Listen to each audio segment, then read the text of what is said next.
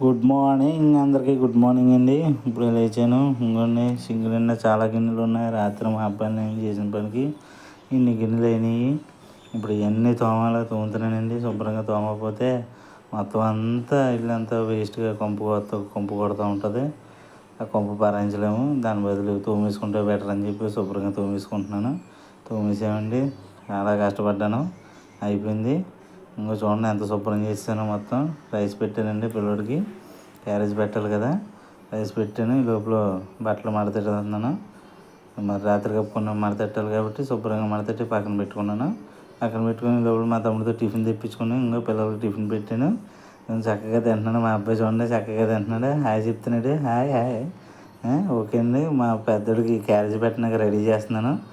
వాడికి ఏం పెట్టాలని ఆలోచించి ఈ లోపల గుర్తొచ్చింది నాకు. ఎగ్ రైస్ అయితే సింపుల్గా అయిపోద్ది, నాకు పనికి కూడా నాకు బాగుంటుందని చెప్పేసి శుభ్రంగా ఎగ్ రైస్ వేద్దామని చెప్పేసి 2 ఉల్లిపాయలు తీసుకుని శుభ్రంగా కోసేసుకుని 2 ఎగ్గలు తీసుకుని శుభ్రంగా అందులో కొట్టేసుకుని రెడీ చేశానండి. అవన్నీ ఉల్లిపాయలు శుభ్రంగా వేగుతున్నాయి, అయిపోయింది చాలా వరకు. ఇప్పుడు రైస్ వేస్తానండి. రైస్ వేసానండి. అందులో వేసిన ఇంగ్రీడియంట్స్ అన్నీ వేసేస్తున్నానండి. చికెన్ మసాలా అన్నీ వేసానండి. పసుపు, కారం, ఉప్పు అన్నీ వేసానండి. శుభ్రంగా కలుపుకుంటున్నానండి. కలిపేసానండి. చాలా వరకు అయిపోయినట్టే. అయిపోయిందండి. ఎగ్ రైస్ అయితే రెడీ అయిపోయింది. ఇప్పుడు నేను దాన్ని ప్యాకింగ్ చేస్తానండి. మా అబ్బాయి క్యారేజీలో పెట్టేస్తాను.